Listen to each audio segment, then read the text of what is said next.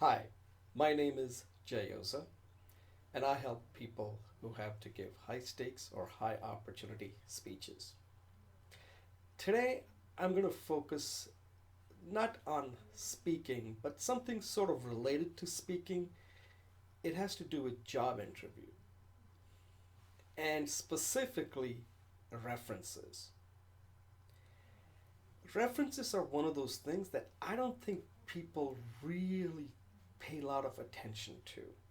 But references are very important and very strategic. If you don't understand how to use references, it can hurt you from getting the job. I like to use two types of references. And this is something kind of unique that most people don't even encourage, but I think today you have to do things that are different. People that really want to help you, that owe you a favor, or people that like you want to use these people in the beginning. So let's say you interview for a job and you had a call, a half hour call with the hiring manager, and you both seem to hit it off well. Before you go to the next step, you just say, listen, I'm going to send you three references I want you to talk to, and let me know after that whether you want to still continue the process. And the reason I think this is so important is that there are certain things that you're not going to be able to say about how great you are. If your references can do that, then you are short circuiting the entire process of interviewing. A lot of these companies, they want certainty. You got to give it to them in the beginning. Certainty. If they don't have uncertainty, even the slight uncertainty, you're going to get bounced out. Doesn't matter. All the reasons they give you are bogus. It just comes down to certainty versus uncertainty. They don't want any mistakes. They don't want to make any mistakes when it comes to hiring. So one of the things I suggest to people that I coach is when it comes to job interview is that if you had a half hour call where you agreed on the ballpark salary and the job looks good and the manager looks good, then you want to immediately move to the point of using your references. So these are the references you use in the early in the process, okay? That separates you from the others because other people are not going to do this. Second is the references you use at the end. Now these are the ones that absolutely closes the deal for you. But you can't use them that often, right? Not saying that people in the front end you're going to use a lot, but you may use them more than the ones in the back end. The back end are the ones you may use maybe once a year. They have to help you close the deal. These could be like a CEO perhaps, or some manager, some director, people who are really time constrained, and their title, their weight will add credibility. So these people come at the end when they want certainty, but they want that final validation that you are legitimate, and they validate you and say, yes, Jay did this, Jay did that, whatever, and you get the job. Okay, so these come at the end. You only use them if everything is agreed upon. You do not use them in the beginning.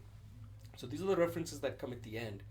They basically are the last step of you joining the company. Everything else has been agreed to. Okay, so that's the second thing. The third thing is the most important. Your references have to be highly motivated. If they're not motivated, do not use them. I don't care who they are. They could be the CEO of some of the Fortune 500 companies. If they're not motivated, do not use them. Period. Fourth, do not assume they know what they know about you. You have to feed them the information saying, these are the things, three achievements that I have had with working with you. Then write down some of the things you want the reference to emphasize. Each references could be emphasizing different things. So there's a lot of work that goes into it. It's not just giving out a name and just say, hey, by the way, so and so, can you just say something good about me? No, you got to know what they're going to say. The last thing I'll tell you is interview them if you can. And you got to do it. Like I said, references has to basically help you get the job. If you do not do this, it can hurt you. That means you interview them like you are calling them to ask about you. Interview them, spend a half hour. If they're willing to do all that, then only use them. Because I'll tell you, if I call a reference, and if that reference doesn't make me go out and hire you even more, because I made a decision to hire you, that person better make sure that I made the right decision and that I should not have any regrets. If after the reference, if I feel like, my God, what did I not see here? You do not want that to happen. Let me give you two examples on how references can really screw you big time. One is my personal example, and the other one that just happened recently, which is not a reference, it's more like an endorsement at a presidential level. So let me talk about my personal example. So I was interviewing for this job, and the manager had decided to hire me, and he asked for 3 references. So one, I gave him reference of my colleague that I worked with. His name is Matt. Excellent, no problem. Pass. The second one was a partner that I worked with, and his name was Leslie. Leslie and I had worked with it, but I gave him as a reference because we had worked together, so I assumed that he would know exactly what to say. And this was a bad reference. He brought up things that made me look like perhaps I was not the right hire for this manager. It created uncertainty that perhaps I was not the right fit for this job. I don't know what he said, but then I found out from talking to my next reference, which was my manager that I had worked with. His name was Mike. Mike was a terrific reference.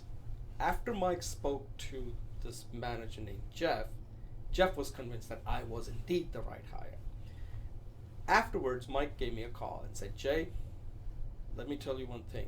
Do not ever, ever use Leslie as your reference.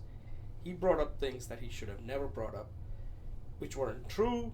I don't know what was he thinking, but you do not ever say things that create uncertainty, doubt, that perhaps I may not be a good fit. He said, why did you use him? And I said, well, I'd worked with him. I thought he knew what my capabilities were. We had a good relationship. He said, don't ever use him as a reference. I learned a hard lesson. Luckily, Mike saved the day for me. But if I had not used Mike, I think that manager may have decided that perhaps he made a mistake and I would not have gotten the job. So the point I'm making is, do not make any assumption that your references are going to say what you want them to say. They have to,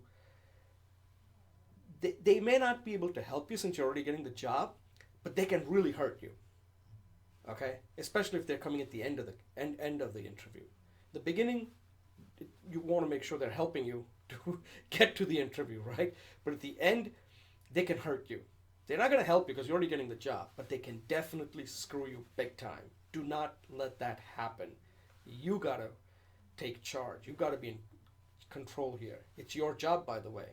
They are not motivated. If they're not motivated, don't use them, but you have to make sure they remain motivated till you get the job. Okay, so that brings to the next example. And this happened just recently, the presidential election, where Rick Santorum, he dropped out of the race and he endorsed Marco Rubio. And I'll include this in the description section, the link. And the question was asked, can you name some of his achievements? And guess what? He couldn't. Now, this is at the presidential level. This guy is endorsing Marco Rubio. Marco Rubio, somebody from his campaign should have said, hey, if you go on the air and these are the type of questions asked, what are you going to say? Otherwise, don't even bring it up. Don't endorse until you can answer these questions. Otherwise, your endorsement can hurt you. Now, Marco Rubio has to come up with all kinds of excuses on what his actual achievements are. But the narrative is already out there. It's on the video. People running against Marco Rubio are going to use Santorum against Marco Rubio, saying, look, the guy who's endorsing him doesn't even know what he has done. Mistake. Big mistake.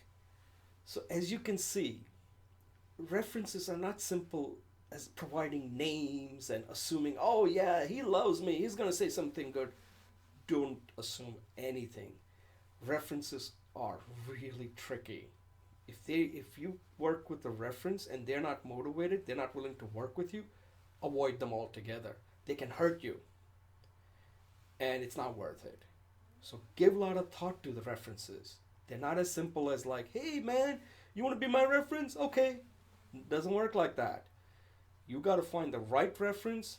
They have to help you, not hurt you. And if you don't do the work, then you may not get the job. Let me know what you think. And what do you do when you have to use references? How do you prep them? How do you deal with them? How do you select them? Do you use them in the front? Do you use them at the end?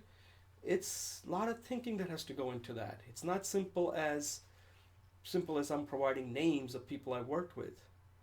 It's a shame because you sometimes you get to the end and you think that the references are going to basically close the deal for you. In fact, they can just do the opposite.